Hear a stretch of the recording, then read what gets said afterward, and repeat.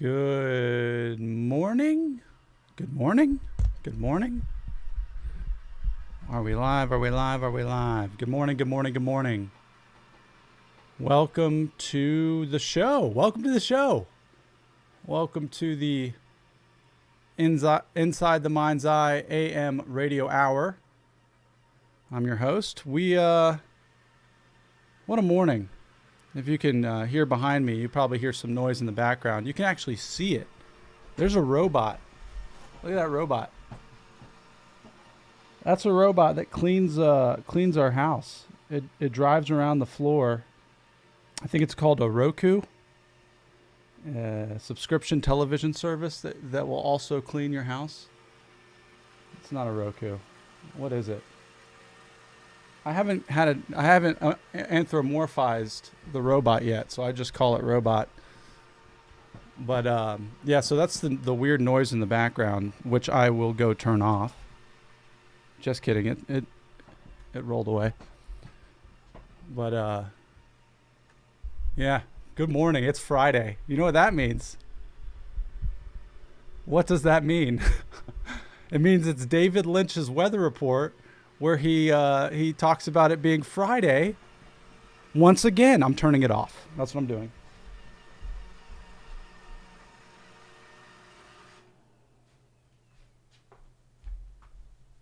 Okay. We paused the robot. It's Friday. Hope you had a good week this week.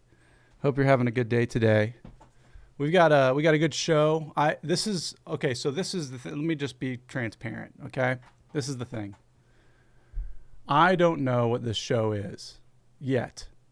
I don't know what it is yet. I know I want to integrate music. I know I want to talk about meditation and share stories. I know those are three things that I want. And I also want it to be live.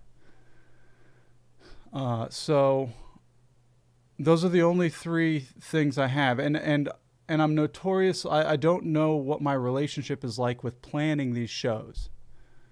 Because all week when I've been trying this out, when I've tried to plan, it hasn't worked. And it seems like part of the enjoyment that I experience doing this is showing up to a blank canvas with nothing. No ideas and no thoughts, and just seeing what the show is. That's the exciting part about it. But at the same time, because I'm doing it, when I wake up in the mornings, I start to have all these thoughts and ideas about what the show could be about. And so I'm trying to figure out how I can be integrated for the development of this show. So today we're going to try a plan. I actually have a plan. I set some things up. We've got 3 songs I'd like to share and somewhat of a topic.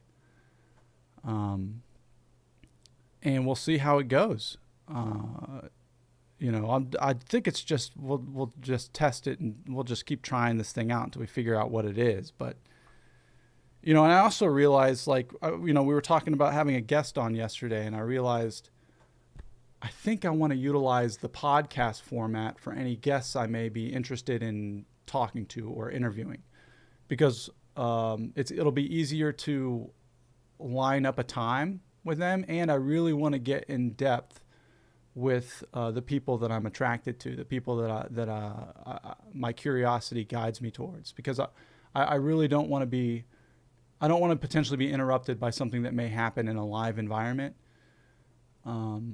And I can maintain, that's the thing I noticed. I was watching, what was I doing? I was watching Joe Rogan interview Anthony Kiedis yesterday. And the endearing quality that I find in the shows that I enjoy, Rogan and Marin and Tim Ferriss, is the conversations are authentic. It doesn't feel like they're talking to people. It doesn't feel like they're communicating or speaking live.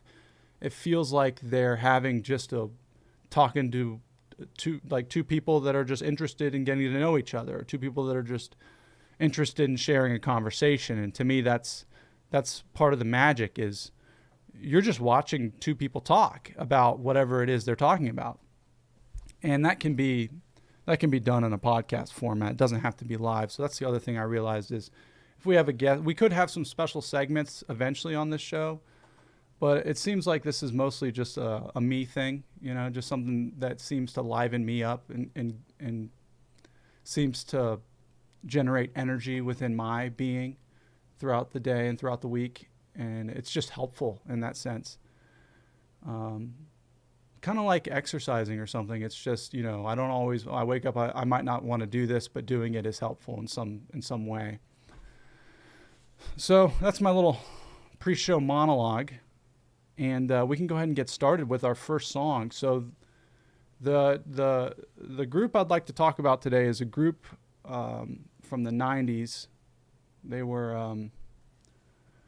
active in the 90s, and I'm going to share the first song. You will know this song.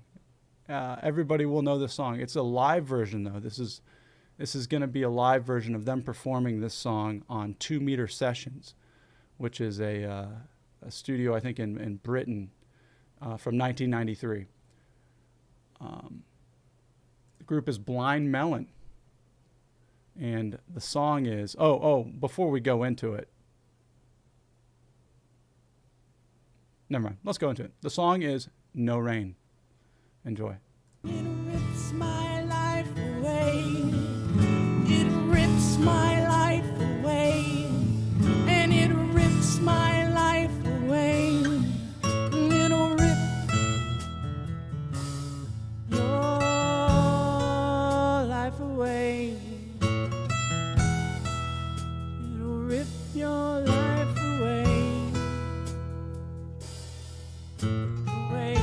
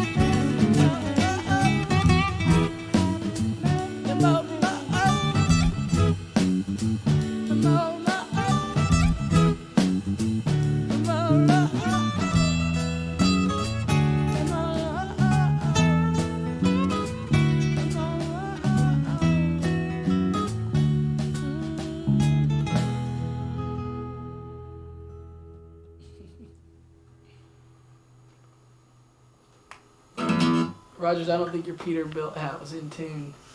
My Peterbilt hat. What? Did you say something? No, he did. That was Blind Melon with their song No Rain. So we were talking yesterday about gurus, about people that wake up. And I mentioned how artists and gurus are very similar. The difference between the guru and the artist, let me make my screen a little big, is the guru wakes up and is able to channel or share their message through their voice and their body. Like they're essentially like a living conduit for some sort of truth. That's what the guru is. The guru's body is their instrument. The guru's voice is their instrument. And the way in which they move through the world is their music. That's basically the guru. That's what the guru does. They've embodied a state of consciousness that integrates the body with the totality of the cosmos, the totality of the universe. There's no separation. The guru exists in perpetuity with what is. All right, we're going there. You know what I'm saying? Like I never know what we're going to talk about and how I'm going to connect these things, but so that's what the guru is. And in that sense, when someone goes and encounters a guru or a mystic, let's call him a mystic, the mystic will share some shit that will be directly for whoever is approaching.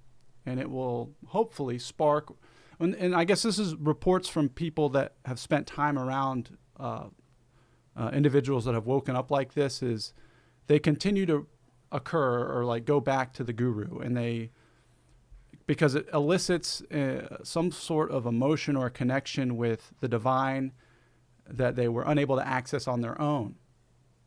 And that's why you'll see like gurus, they'll start with a few people and then it grows, and all of a sudden you've got Osho Rajneesh in the mountains of Montana or wherever. Rajneesh's, having like an entire city full of people practicing yoga around him. It's very similar to the artist or the musician that creates a fan base around them. The artist is able to tap into that, and I'll use the word divinity, tap into that ethereal, creative atmosphere that exists. Poets describe it the best. I can't remember which poet. Is Emily Dickinson a poet? Charles Dickinson's an author. I think Emily Dickinson's a poet. One of these poets basically said, Bob Dylan has said this too. There's a few that say this, is they'll be driving or they'll be doing something and an idea will come into their consciousness. And I think Emily's Dickinson's story is she's out in the field when the idea comes. She's running back to the house so she can get a piece of paper and a pen. And I think Bob Dylan's story is while he's driving and an idea comes, he has to say, thank you for the idea, but I can't do it right now. I'm doing something else. So I'll release the idea to find someone else. So the artist and the guru are similar in the sense that they're able to tap into a deeper. I'll just tap into something that connects with us on a deeper level. And Shannon Hoon from Blind Melon is one of those guys, one of those artists that, for some reason or other, I don't know if it's sensitivity or whatever it is, some people can just create like that. And the song we just heard, is it's poetry. So Shannon, the story of them, Shannon Hoon has passed away. He died of a drug overdose, and I got it up on Wikipedia here so I can give some actual facts today. But he died of a drug overdose. The Wikipedia entry's gone. Sorry, no facts. No facts for today. He passed away in the 90s, I believe, in a tour bus, in his band's tour bus while they were touring. And that's a common trait a lot of people like that are burning really loud or like really making a wave in the artistic community is, the Jim Morrisons, the Bradley Knowles, the Jimi Hendrixes. They're just lit up and they burn way too quick and they burn out. In some sense, but the reason I want to talk about it is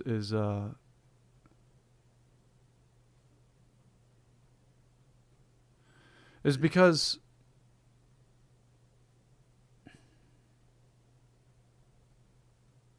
I don't think I have a reason to talk about that. That's not the story I wanted to tell. The story I wanted to tell was Shannon's story of when he was growing up. He was growing up. The band formed in L.A. Blind Melon did, and he was an athlete and a very rambunctious, charismatic type guy. Life of the party, always energy, always bubbly, always jumping around. People wanted to be around him. Very, very good athlete. Played a few sports in high school. But he felt, I guess there was, the best way to say it is there's a sadness that existed within him. And the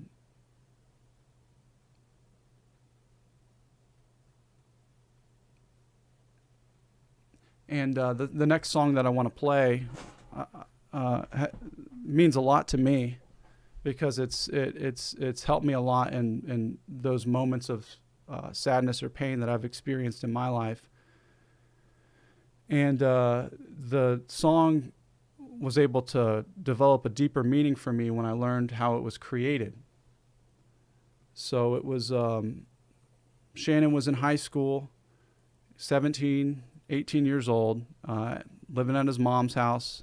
And it's like a Friday night or Saturday night, and everyone's out partying, and he's normally out partying, but for some reason he was hit with a kind of like an existential angst, kind of like a what's the point of everything, and like, why do I feel the way I feel? And he ended up sitting on the porch of his mom's house with a guitar, and he wrote this song. He just, 18 years old on a porch. And it just came out of him. And it's surprising to me because he hadn't even been in a band yet. Blind Melon hadn't even started. He was still just a kid in school trying to, just do high school stuff. And, years and years later, he gets involved in music and meets people and forms a band, and they start touring and they start developing an audience and becoming successful. And they're in the studio now, and they're making their first album. And he's like, "Here's one, that is written," and they recorded it, and now it's everywhere, and anyone can listen to it. And to me, that's astounding that there's no rhyme or reason or of age or time or experience needed for someone to be able to access a truth and express that truth through themselves, whether it be writing, music, poetry, film, whatever it may be. They're able to express something deep and profound without any real, I don't want to say any real life experience, because all life experience is real, but the depth at which someone can attain when not really knowing, to me is miraculous. So this is Shannon's song "Change," performed live in 1993, written when he was 18 years old, sitting on his porch. Enjoy.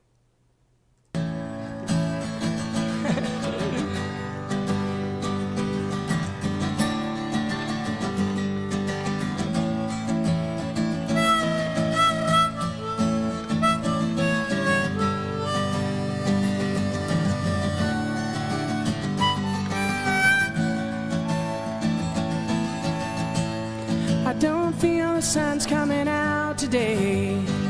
Staying in is gonna find another way. Yeah. As I sit here in this misery, you know, I don't think I'll ever know, Lord, see the sun from here, not from here. And oh, as I fade away,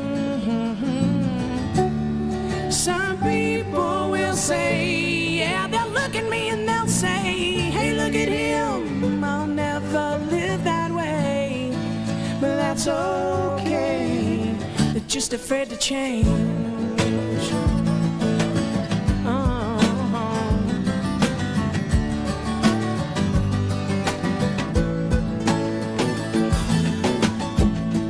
When you feel life ain't worth living, you gotta step back and take a look around. Then you look up way to the sky. Now, yeah. And when your deepest thoughts are broken, yeah, you gotta keep dreaming, boy. When you stop, it's time to die. And I don't wanna die. And as we all play balls up tomorrow, Lord knows some ways we're walking, other ways we're playing, yeah. But I know we can't all stay here forever. So I wanna write my words on the face of today. But then they'll pain me.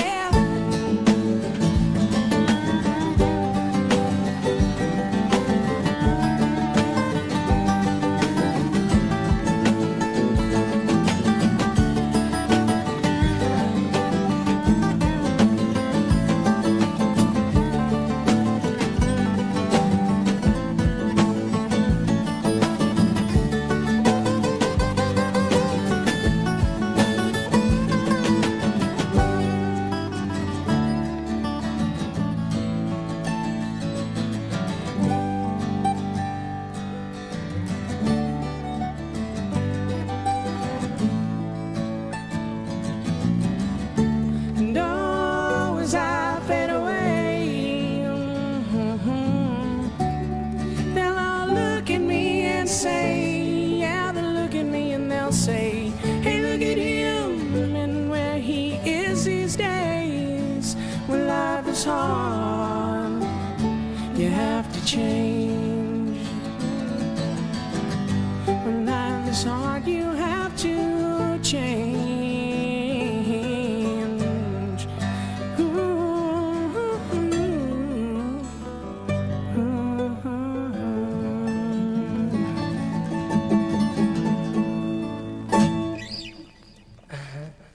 All right. Hi, Mom. There it is. Change. Blind Melon. I gotta stop that song before they cut us off. That'll definitely get copyrighted. Yeah, when life is hard, you have to change. That's what really stuck with me, you know. Not besides everything that he's saying, which was deeply profound. And I've lost my mouse. I lost my mouse.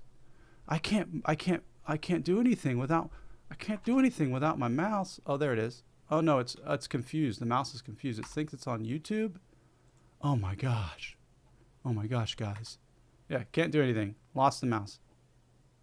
I can't do anything with the streaming software. I don't even know if we're live or not anymore. There we go. Mouse was back for a second. Oh, I'm moving something. I can't see it, but I know it's there. Yeah, okay. So we're stuck down here looking at the Silver Sun Pickups lead singer's face. Oh, there, fix it. Get out of here. Get out of here, guy. Okay.